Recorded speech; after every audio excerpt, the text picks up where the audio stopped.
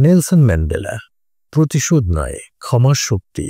27টি দীর্ঘ বছর কারাগারে কাটিয়েছিলেন নেলসন ম্যান্ডেলা। বিশ্ব থেকে বিচ্ছিন্ন, অত্যন্ত কঠিন পরিবেশে, নিজের জনগণ থেকে আলাদা হয়ে। সব কারণই তার ছিল প্রতিশোধ আর রাগে ফেটে পড়ার। কারণ বৈষম্যভিত্তিক শাসন ব্যবস্থা তার স্বাধীনতা ছিনিয়ে নিয়েছিল, আর লক্ষ লক্ষ কৃষ্ণাঙ্গ দক্ষিণ আফ্রিকানদের দমন করেছিল। কিন্তু আশ্চর্যজনকভাবে এই ঘৃণা তাকে গ্রাস করেনি।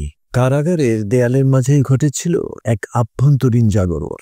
তিনি বুঝতে পারেন, যদি তিনি প্রতিশোধ আর রাগ লালন করে বাইরে আসেন, তাহলে ঘৃণা ও সহিংসতার চক্র শুধু চলতেই থাকবে। দক্ষিণ আফ্রিকার প্রয়োজন আরো ঘৃণা না, প্রয়োজন ছিল আরোগ্যের। যখন অবশেষে তিনি মুক্ত হন, সারা বিশ্ব তাকিয়ে দেখে তিনি শান্তির হাত বাড়িয়ে দেন তার সেই প্রাক্তন নির্যাতকদের দিকেও।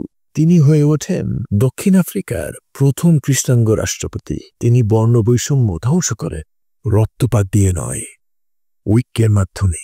তার নেতৃত্ব এক নতুন সংজ্ঞাকে দাঁড় করিয়েছে, ক্ষমা, মর্যাদা আর নৈতিক সাহসকে। তিনি প্রমাণ করেন, একটি ভাঙা জাতিকে জোড়া লাগানোর জন্য প্রতিশোধ নয়, হৃদয়ের উদারতাই প্রয়োজন। Have a wonderful day.